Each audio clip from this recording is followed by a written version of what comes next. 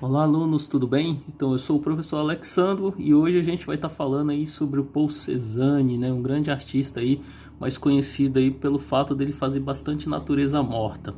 Enfim, tem bastante trabalho dele aí que a gente vai estar conhecendo. Foi um artista aí que querendo ou não, ele influenciou bastante o Picasso, bastante outros artistas aí da época aí, se a gente for contar da época das vanguardas europeias. Então foi um artista aí que praticamente, não vou falar que ele fundou o cubismo, mas ele teve uma grande influência aí pro Picasso, futuramente através das pinceladas largas dele, essas formas mais geométricas, formou aí, provavelmente ele tem influenciado bastante tanto Picasso como o Braque e outros artistas aí no cubismo, certo? Então, o Paul Cézanne, pessoal, ele foi um pintor francês e ele foi do movimento pós-impressionista. Quando a gente fala de pós-impressionismo, é voltada aí para essa característica do sentido de, de ser à frente do impressionismo. Como assim? De ser pós, de ser depois do impressionismo. Outro artista também que era pós-impressionista é o Van Gogh, tá bom? Então são artistas aí que eles passaram pelo impressionismo e a partir do momento que eles passaram, tiveram toda a influência aí do Renoir, de outros artistas, eles criaram esse outro movimento, eles foram pós, eles continuaram o impressionismo, certo? Então ele era dono de um espírito inovador, uma mente brilhante, e ele tinha um temperamento muito difícil, tá, galera? Dizem até que pelo fato dele ter um temperamento muito forte, ele chegou a jogar até algumas telas dele fora, né? Um ataque de raiva que ele teve. Então, ele influenciou aí um grandes artistas, como eu falei para vocês, o Picasso e também o Matisse. O Matisse, para quem não conhece, foi um artista aí que ele pintava com as cores mais puras. Tem uma obra bem legal dele que se chama A Dança. Provavelmente, se vocês pesquisar depois, você coloca a dança no Google, provavelmente vai aparecer bastante obra aí do Matisse, certo? Então, a respeito, quando ele era mais novo, galera, o que acontece? Ele era muito voltado para essa questão do desenho, só que o pai dele queria que ele fizesse direito. Ele vem de uma família de banqueiros, né? Ele vem de uma família que tinha uma questão muito voltada para essa parte mais administrativa. Então, pelo fato dele ter bastante dinheiro, a família dele ter uma renda bem legal, o pai dele influenciou ele bastante, mas ele queria muito entrar nessa parte de desenho, certo? Então, em 1861, ele mudou para Paris, né? Apesar de ser na França. Lá ele, que era onde estavam concentrados os grandes mestres da pintura mesmo ali, né, Paris. Então ele tentou estudar na Escola Belas Artes, né? Contudo ele não foi aceito, né? Na realidade, esse artista, pessoal, por mais que a gente tente entender o trabalho dele como um grande artista, ele tinha uma certa dificuldade nessa questão de perspectiva, talvez assim, mais voltado para o realismo, talvez até por isso ele entrou no impressionismo, apesar dele não seguir ao pé da letra, tá? O Cézanne era um dos artistas que ele não seguia o impressionismo, tanto é que no pós-impressionismo talvez ele foi mais para a pegada dele mesmo, porque os impressionistas, qual era a ideia? Eram as pinceladas curtas e pinceladas que você se misturava no meio da tela. Você queria fazer uma cor secundária, você tinha que colocar na tela, misturar ali essa questão numa primária, outra primária, e você fazer uma secundária, mas não conforme ele seguia isso ao pé da letra. Então ele não seguia nem o termo de perspectiva. Então talvez isso influenciou bastante ele não ser aceito na Belas Artes. E lá era o berço, né? Lá era realmente onde os maiores artistas se reuniam lá. Tudo bem? Então, o que acontece? Ele conheceu diversos artistas impressionistas, como o Renoir, o Manet e o Pissarro. O Pissarro também teve bastante influência aí na carreira dele como artista, tá? Então, o próprio Gauguin também, galera, que eu esqueci de citar, o Gauguin foi um dos artistas que acabou comprando até a obra dele mesmo, no caso, e ficou maravilhado pela questão dele pintar a natureza morta. E o Gauguin se impressionou bastante com isso, tá? Então ele queria ser aceito no Salão de Paris, mas diversas as críticas que ele sofreu né, ele teve bastante rejeição, pessoal. E então o público pareense não aceitava a obra dele como obra de arte. E por mais que ele tenha sofrido, eu acho que o reconhecimento dele veio bem depois, certo? Então, o artista ele nunca se casou. Eu até coloquei entre aspas aí, galera, nunca se casou, porque o que que acontece? Pelas pesquisas, pelo que eu conheço desse artista, ele chegou a ter um caso com uma moça que ele pintava ela há bastante tempo, né? Ela era modelo vivo, enfim. Ele chegou a pintar ela, ele teve um filho com ela, mas ele escondeu isso bastante tempo da família dele. Então, alguns estudiosos falam que provavelmente o pai dele dava uma pensão para ele e acabou aumentando a pensão depois que descobriu, né, que ele tinha uma esposa, né, no caso, uma mulher que morava com ele. Então, esse filho dele existe realmente, né, um conhecido aí também no ramo aí, porque tem várias pinturas que ele acabou retratando o próprio filho dele, que é o Paul Cézanne Júnior, né, no caso, filho dele. Então, e pessoal, outra coisa que é interessante, que ele pintou diversas vezes o filho dele, diversas vezes. Então, ele acabou mostrando esse afeto que ele tinha muito grande, apesar de uma rejeição pela família, que ele andava como se fosse uma pessoa livre, né, como se não tivesse uma família no caso, e saía para pintar e tudo mais, mas sem essa questão muito familiar, apesar dele pintar bastante o filho dele e até mesmo, no caso, a amada dele, que ele fez algumas obras dela também, que se chama Madame Cézanne e tudo mais, certo? Então ele faleceu, pessoal, na sua cidade natal, em outubro de 1906, tá? Na realidade, eu vou contar um pouquinho da morte dele, que ele estava pintando no campo, né? E como ele já tinha um histórico de pneumonia, ele acabou tomando uma chuva, ele acabou se agravando disso daí e ele acabou indo falecer.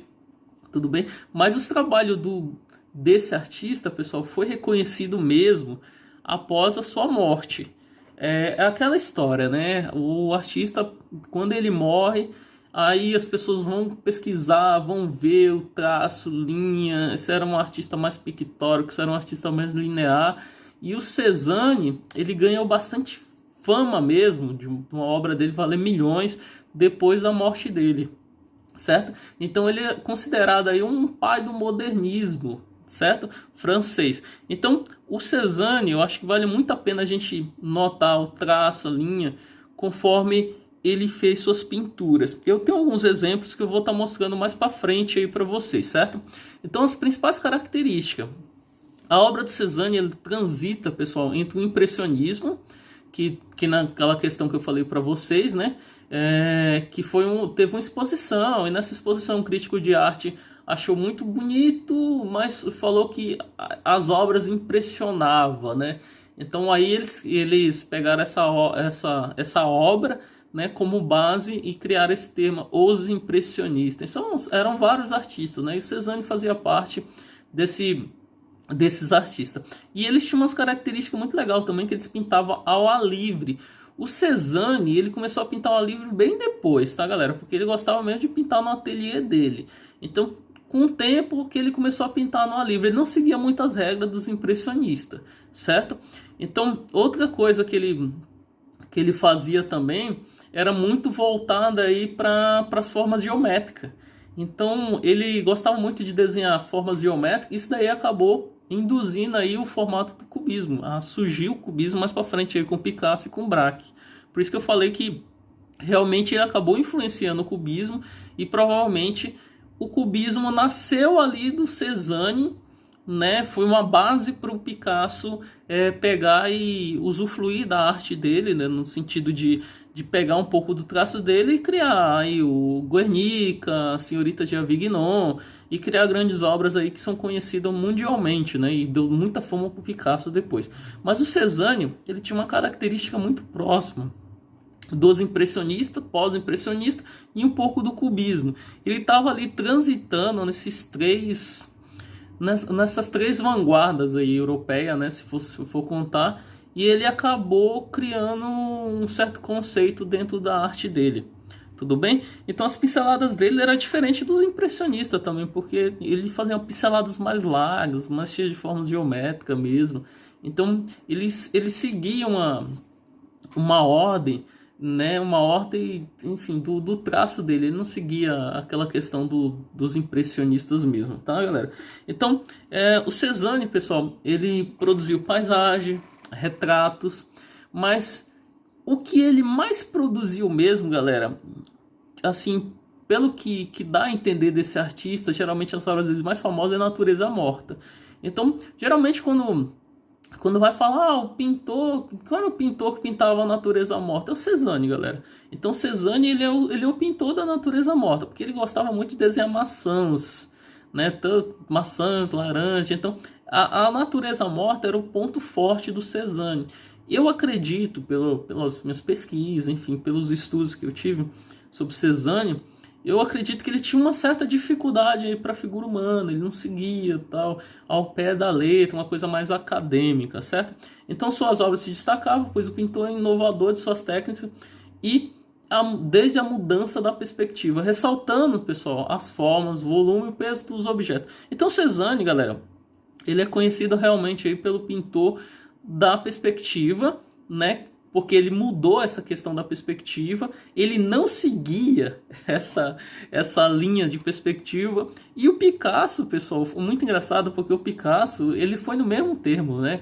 Se você observar as obras do Picasso, não tem perspectiva, ele não segue essa linha, esse raciocínio, ele segue a linha do raciocínio do Cézanne, né? Isso daí, para ser aceito na academia, era muito difícil. Só que esses artistas, muitos tiveram a fama, o Picasso é um exemplo disso. O Cézanne já não teve isso daí. O Cézanne ele vem de uma família que já tinha uma condição financeira. E o Picasso ganhou uma condição financeira muito grande, exatamente pelo criar o cubismo, né? Lógico que com influência aí do Cézanne. Então, continuando aqui, tem uma obra dele chamada Orgio. Vocês podem ver que ele tinha... Esse daí foi um período da vida dele onde ele pintou vários nus artísticos, né? Ele tinha uma questão muito peculiar da pintura dele, exatamente porque ele não seguia um padrão, né? O padrão dele começou a surgir mesmo quando ele começou a fazer muito natureza morta.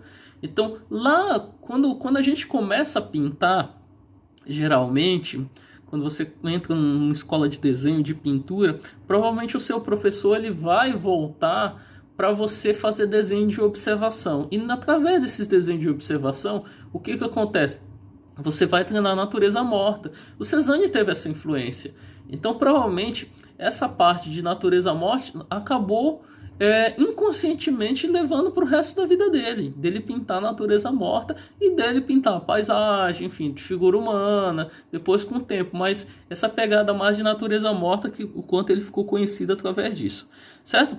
Então, ele pintou O Negro Cipião em 1867, uma outra obra belíssima dele, e Natureza Morta e O Relógio Preto em 1871. Isso daí ele já tinha uma questão já de pintar a natureza morta, certo? Você vê que tem uma tonalidade mais escura e trabalha com esse contraste aí preto, branco, amarelo, umas tonalidades assim de laranja, cores frias, neutras. Então ele tenta brincar com isso daí. E uma coisa interessante que eu tenho que falar para vocês, eu não posso passar despercebido sem falar isso, galera. O Cézanne, ele era um artista linear. Professor, mas como assim? Ele era um artista de traço, galera. Você pode ver nitidamente como ele contornava. Então, os impressionistas, pessoal, era muito diferente. Os impressionistas, eles não contornavam. Eles não costumavam usar nem preto na obra, só para você entender, porque o preto ele traz o contorno. Eles usavam tonalidade azul, uma tonalidade um cinza, uma cor mais próxima, né? Uma cor mais escura. Mas o Cézanne ele fazia questão de contornar. Então, por mais que ele tentava ir para o pictórico, ele era considerado um artista mais linear. Então, você pode observar as obras do Cézanne. Provavelmente a maioria das obras dele vai ter um contorno. Eu acho que se tornou uma identidade visual do artista. Então Cézanne ele é conhecido exatamente por essa questão, tá? De fazer natureza morta e ter um contorno. A Tentação de Santo Antônio é uma outra obra belíssima dele. E você vê que aqui ele já está mais pictórico, apesar de um contorno grotesco nessa parte aí, um contorno mais forte. Você pode ver que tá mais manchado essa parte do fundo, mas ao mesmo tempo tem contorno. Então é uma constante mudança na vida do Cézanne aí, certo? Então ele pintou também, pessoal, sua obra muito famosa, A Casa dos Enforcados, né? É uma obra de 1873. A Casa do Enforcado, galera, você pode ver que ele já estava estudando uma perspectiva aí mais forte nesse caso. Ele pintava quando ele quisesse, lógico, né? Quando ele queria, mas começou a ter uma noção disso daí. Quando ele foi para a natureza morta, ele deu uma quebrada nessa parte de perspectiva. Pessoal, onde tem a perspectiva? Quando você olha a linha do horizonte lá atrás, você vê o final da Terra, né? No caso, o final do mato. Então você pode ver entre o céu e a Terra, você vê uma linha. Essa linha que está passando aí na altura dos seus olhos é chamada da linha do horizonte. E tem ponto de fuga também, tá, galera? Então ele consegue fazer isso daí. E essa linha, pessoal, se chama linha do horizonte, essa linha que passa aí na altura dos nossos olhos. É uma linha que exatamente que toda obra de arte, geralmente o artista tem que fazer isso daí para dar uma sensação de profundidade, certo? Para você adentrar dentro da tela. Então vários artistas aí tentaram seguir esse critério. O Cézanne meio que menosprezou isso, tá? Mas não é que ele não sabia fazer, ele tinha uma noção, né? Então ele evitava porque ele queria usar o traço dele, né, galera? O artista precisa também da identidade visual dele, certo? As Três Banhistas, pessoal, essa obra aí, uma obra de 1874, uma obra muito famosa dele também. Você vê que já está mais manchado, mais voltado para essa questão impressionista, mas talvez aí com menos pincelada. Então os impressionistas eles colocavam bem mais pinceladas mais curtas. Eu considero as pinceladas do Cézanne muito grossa, né? Então talvez isso diferenciou ele desses artistas, certo? Então, olha, outra natureza morta aí, pessoal. Então, isso daí é uma obra dele bem famosa também, se chama Vasos, Cestas e Frutas, de 1888. Esse trabalho do Cézanne aí impressionou vários artistas, certo? Na época, exatamente pelo fato dele pintar com as cores mais fortes, ao mesmo tempo mais fria, e ele brincava com esse contraste aí de luz e sombra. Então, pra gente tá mais ou menos finalizando, eu acho que o Cézanne ele não influenciou só as vanguardas europeias lá fora, tá, na Europa. Influenciou aqui também, tá, galera? Porque o Arlequim foi uma obra que ele pintou aí. Então, foi um personagem que o Mário, pessoal, o Mário de Andrade, em Pauliceia Desvairada, pessoal, ele representa o mosaico e diversidade que constitui São Paulo. Então, professor, como assim? Então, o que acontece? O Mário de Andrade ele acabou usando a obra do Cézanne aí, né, para representar aí também essa questão aí do modernismo aqui no Brasil, certo? E a poesia, o traço, a linha, ele tentou juntar, porque na realidade as vanguardas europeias era você o quê? Você construir, quebrar a arte tradicional e aqui, se você for contar a Semana de Arte Moderna, era mais ou menos isso, você capturar, você pegar o que tem de melhor da Europa, né, o que tem de melhor fora do Brasil, e você abrasileirar, trazer para cá. Então o Mário de Andrade foi um cara que acabou pegando isso daí, assim como o nosso Abapuru, da Tarsila do Amaral, que virou um símbolo, né, apesar de ser brasileiro, né, e hoje em dia está lá na Argentina. Certo, galera? Então isso daí foi um pouquinho do Cézanne. Espero que vocês tenham gostado, né? Eu acho que vale muito a pena a gente pesquisar bastante sobre ele. Eu acho que o Cézanne foi um cara aí que representou, né, as pinturas francesas aí, merece todo o meu aplauso e o seu aplauso também. Até, galera, até mais, fica com Deus e eu vou ficando por aqui hoje, tá?